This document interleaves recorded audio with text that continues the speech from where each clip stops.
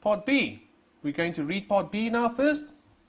Crafters and artists, which we'll call CNA, is a resident company with a December year end. CNA is a registered category C vendor. Right, remember section 27 gives you your different VAT periods. This one is a monthly one. Might be relevant to you, so remember to be able to look it up. CNA manufactures various types of implements and tools used by artists. CNA also employs various artists, which it uses to provide decorating and design services to clients. CNA further also offers students the opportunity to study towards a bachelor's degree in arts, which is a BA degree. CNA is registered under the Higher Education Act 1997. Now, that's quite important to you guys, and I'm just trying to quickly find you the reference. It should already start making you feel a little bit queasy and uneasy in the stomach. When you see that, you should think, I'm sure I've seen somewhere that is something that is exempt.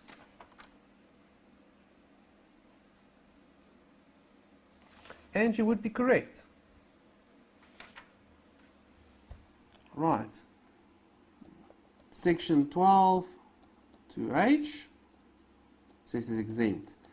Unfortunately, for us at SEA Campus, we can't be exempt because we don't provide a qualification, we just provide basically support. So we're not registered in terms of the Higher Education Act. If we were, it would be exempt. Unfortunately, we can't. CNA sells goods and renders artistic services to customers across South Africa and Europe. Right, that's export. CNA offers its BA degree from a campus in Johannesburg, so that's just in South Africa.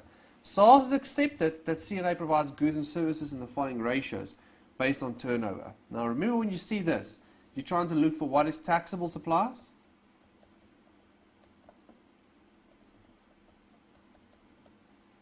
and what is exempt. Now, taxable supplies, I'm just reminding you, you get two types. You get the standard rated ones, so this is the most common, which is at 15%, and also everything which is 0 rated. An exempt is what you find in section 12. Now, sale of goods locally, I'm going to say here, VAT question mark. VAT is 15% on that. Sale of goods internationally, 0%. Services rendered locally, 15%. Services rendered internationally, it could be 0%. Right, section 12, 2.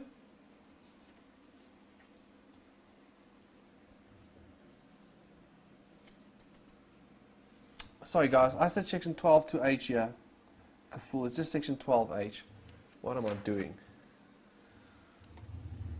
Right, 11.2L is your services rendered. Okay, so let's just clean up here quickly. Section 11.2L says the 0 rated. Potentially services rendered. Remember, you have to look there. That's an important section for you to consult, guys. Be careful there. There's lots of reasons where situations when it's not 0 rated. And then educational services is exempt. So what I want you to see is we've got one exempt, and the rest of this is all taxable. So what does this mean? It means taxable supplies and exempt supplies. Together they must give you 100%. Exempt is 35%, as you can see there. So the difference, 65%, is taxable. So don't be thrown off by these percentages over here. They might be relevant. I'm not saying it's irrelevant, but don't treat them like they're exempt. Okay, so I'm just going to mark that, exempt. CNA was sad when their financial manager passed away after a short but serious illness. The company decided to promote the bookkeeper to the role of financial manager. The bookkeeper obtained his BCom degree 1 year ago, and the role of bookkeeper at CNA was his first full-time position. Right? So that might be a little bit of inexperience. The bookkeeper has produced the following journals relating to the month of April 2020 and provided the accompanying notes. Be careful of this. Month of April 2020. This is a category C VAT vendor. Remember? So it might be that we're trying to say to you that that is the month that you need to look at. Okay, journal 1. They debited output tax and they credited sales. Alright. So this is a journal that the bookkeeper passed. Debit output tax, credit sales. Now that seems a bit strange. Then there's a note. It says, during April 2020, and this is a note from the financial manager, during April 2020, the company exported goods to Europe for a total invoiced amount of R1,000,000. I discovered that the company had passed the following incorrect journal entry, which is journal A, which you see over here, in respect of these sales. So what did the company do? They said they went debit account receivable with R1,000,000. Okay, that seems fine. Credit sales and credit output tax. Okay, so what's the problem here? Recording an export sale. What do we know about exports? It should be 0 rated. So what do we know it should be? It means that that output tax there should be null, and it means that your sales over there should be R1,000,000, like that. It continues here, it says, as these are export sales, the VAT must be partially 0 rated. My journal entry, which is journal entry number 1, which is this one over here, my journal entry corrects this. Export sales of goods make up 60% of the company's total turnover as accepted by SARS. So they say that. So what did this accountant do? The accountant went and said, okay, let me just clean up here again. The accountant went and said, this is the VAT. And there shouldn't be VAT because it should be 0 rated. So they took that VAT amount and multiplied it by 16%. So they're saying 60% of the VAT should be 0 rated. So in other words, what this bookkeeper did is to say that output tax actually, this is the bookkeeper's opinion, should be R1,000,000 times 15 over 115 times 100 minus 16%, so 84%. That's what the accountant is saying it should be. Is that correct, guys? No. Because output tax always at 100%, except for indemnity awards, fringe benefits,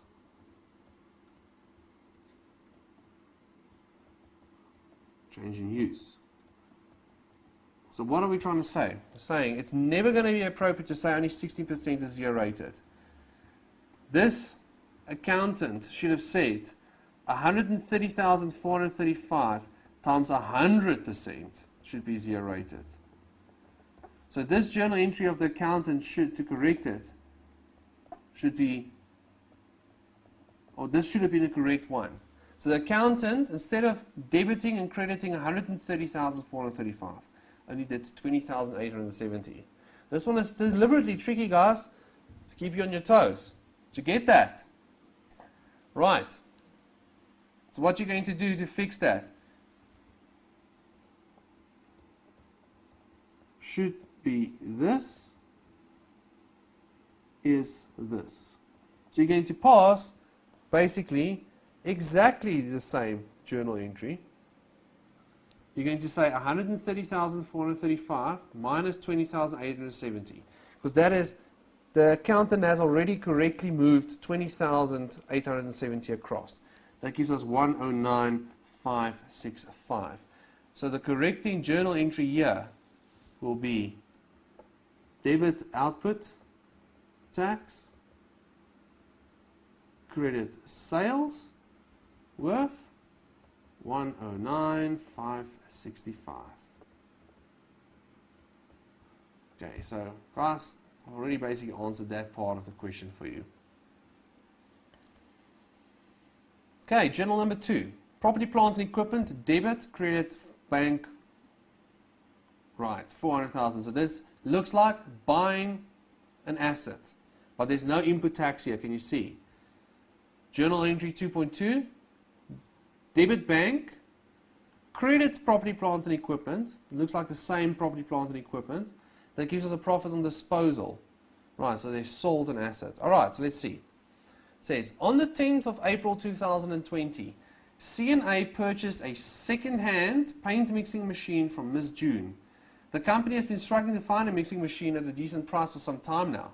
Ms. June is not a VAT vendor. Okay, so there's no input tax on the invoice, but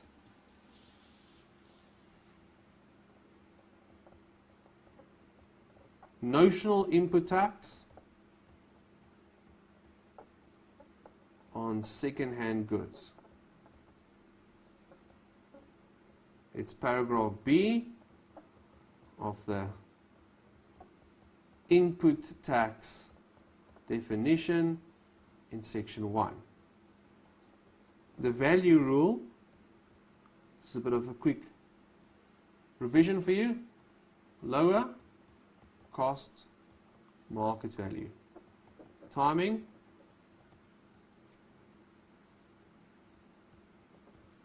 claim it when you pay it.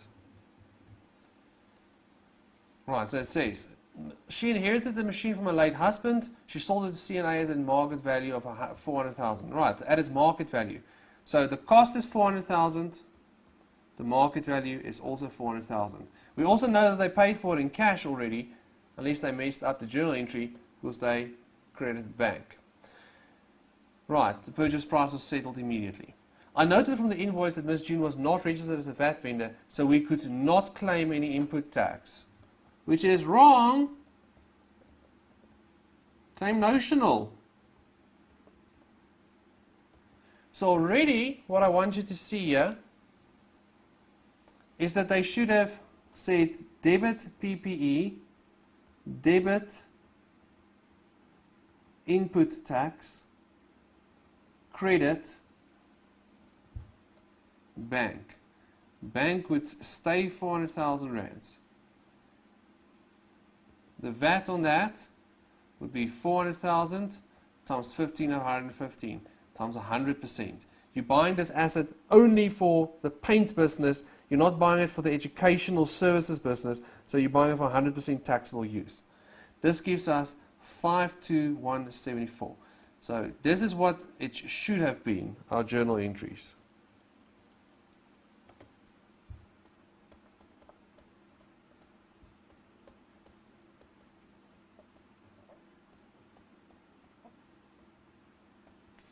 Right, should have been.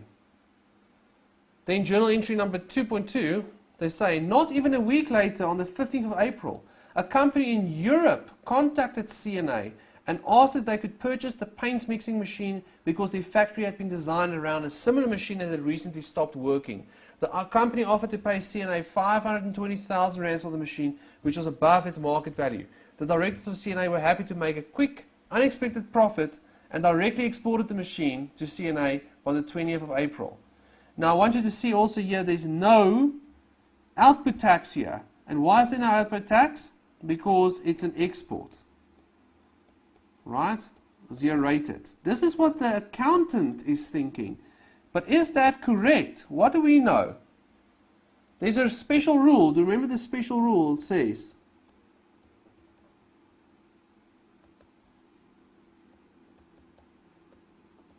exporting goods is zero rated.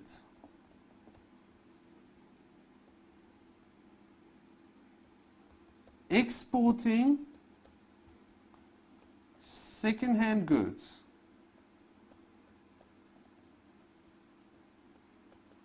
on which you claimed notional input tax is not zero rated.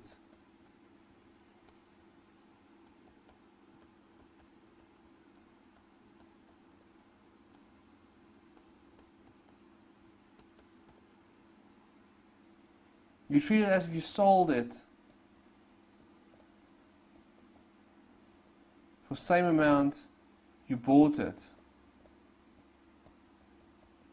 We'll make a comment here.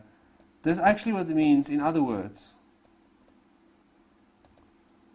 Raise output tax equal to notional input tax. And remember, guys, basically what this means, it means if you claimed, we said you should have claimed this as notional input tax, you need to raise that same amount as output tax. Now, so this journal over here is missing output tax. We also know that it is a little bit incorrect because this is what it should have been. So I'm going to just again show you what it should have been. It should have been debit bank still with 520,000 rands. Right? Credit PPE, and remember above I said it should have been that amount. I'm not showing you the correcting journal entries, guys. I'm showing you what it should have been if they did it correctly. Right? Credit bank, credit output tax, and that should be the same amount, 52174, and then credit profit on disposal. And this profit on disposal should work out to be exactly the same as what it currently is, I expect. Yes, of course. Right, so this profit on disposal, right, stays the same because it's the same amount of VAT. Okay, so this is what it should have been. Now really I want you to see here, guys. Let's see. The PPE cancels out.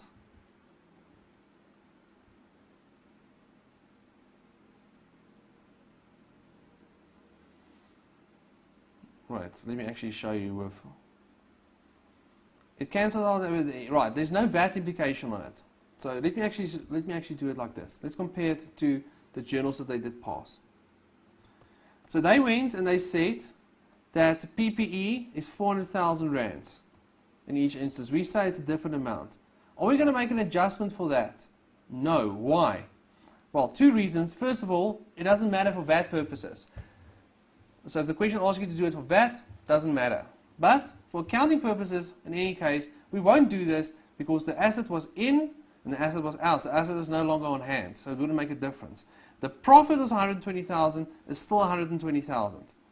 The bank was 520,000, it's still 520,000. The bank was 400,000 when we purchased it, it's still 400,000, it's correct. So what is the only thing that is missing for us? The input tax and the output tax. So our correcting journal entry over here should be debit input tax, credit output tax with 52174, 52174. Right, and again guys, there we go. So no, we haven't properly looked at the required yet, but let's keep a good thing going as we're going. Then journal 3, property, plant and equipment, debit of 750,000, credit bank. Right, so it's buying an asset again, but there's no VAT. They say purchase of Mercedes. Okay, alright, so input tax denied. Looks like it. Then the staff cost. Debit staff cost, credit output tax. With a company car fringe benefit calculation, 750,000, which is that one over there, times 100 over 115, which is correct. You always use the amount excluding VAT, times 0.3% if you didn't claim input tax, times 15 over 115, times 1 month. That looks pretty correct so far. We'll have to see what the question says. Journal 3.3, debit insurance expense, debit prepaid expense, credit bank. This is recording insurance and prepaid expenses. I'm going to say, where's the input tax? This worries me. Alright, so let's see. It says, the company purchased a new Mercedes to give to the company's general manager. The vehicle cost 750,000 rands, including VAT, and was paid for in cash. The general manager is responsible for the cost of fuel and maintenance and CNA carries the cost of insurance. The general manager has oversight across all aspects of CNA's operations. So that means taxable plus exempt, 35%. I remember from my studies that you are not allowed to claim VAT in respect of motor cars. I have thus not claimed any VAT on the purchase of the vehicle or its insurance. The purchase of the vehicle, that's correct. So this journal is correct, but the insurance is incorrect. You can claim. Remember, it doesn't matter that it's VAT on a motor car. It's VAT on insurance. You can claim VAT on insurance, even if it's for a motor car. That's a trick there. The Mercedes has an insurance of 7,000 rands per month. We were required to pay it in advance for 12 months to take advantage of the cheaper insurance. The full amount was of 840,000 or 84,000 was paid in April. So remember, we have a December year end. Right, so 1 Jan to 30 December. They say here on 1 April, you need to pay for 12 months. So 9 months is in the current year, and 3 months is prepaid. That's what we see over there, prepaid expense. 3 times 7,000. 63, 9 times 7,000. Right. So first of all, we should be able to claim the VAT on this, which they haven't done. Now, the question is, do we claim the VAT on 63, 21, or 84? You claim VAT on the earlier, or when you have the invoice, on the earlier of, think about output tax. We claim output tax on the earlier of payment or invoice, same year. We would have received the invoice for the full amount, so can claim all VAT. We don't apply it like income tax. They say, I also remember that the company must pay VAT if it gives employees fringe benefits. Yes. So I did some Googling and I found a formula to calculate the VAT on the company car. I also remember this formula from the back of my Psycho student handbook when I was studying. So that's just a reminder to you actually as a student to go and look at it. Let's see if we could do this calculation of the company car. What would you do? I would say 750,000 is the cost of the vehicle including VAT, times 100 over 115. That excludes the VAT. We always do that. Times 0.3% if you could not claim input tax, or 0.6 if you could. We couldn't. They tell you that the general manager is responsible for the cost of fuel and maintenance. That means we can deduct 85 rands there. You will then multiply all of this by 15 over 115, times the number of months, so let's say 1 month. And what's important then? Do you guys remember earlier I wrote a comment and I said, let me find it. Output tax is always at 100%, except for indemnity, fringe benefits, and change in use. We have a fringe benefit here, so it's not at 100%.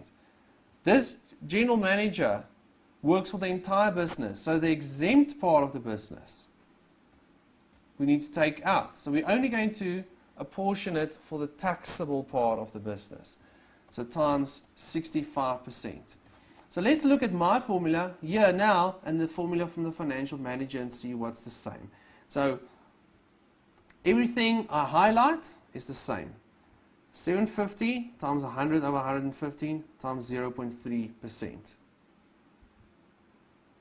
Cool, we're happy with that. I then have this minus 85 rands, which we don't have there. Then I multiply it by 15 over 115, which is correct. They multiply it by 1 month, right, which is 1 month here. And I multiply it by 65%, they do not. So those things I highlighted in blue there are things that the financial manager did wrong. Did you get that? Okay, so we have to adjust that. So we have to fix this. Right? This, let me show you what it is. This answer over here is 159 rands. So they claimed 255, and it should be it should have been 159, 150, is it 159? Yes, 159, 159. It should be have been 225. 225 minus 159 equals 66. So 66 rands too high. So how are you going to fix it? You're going to say debit, credit. Debit stock cost, credit output tax is what they said. They did too much. So how are you going to do it? By reversing it. So you're going to say debit output tax, credit staff cost, and that's a 66 rands difference.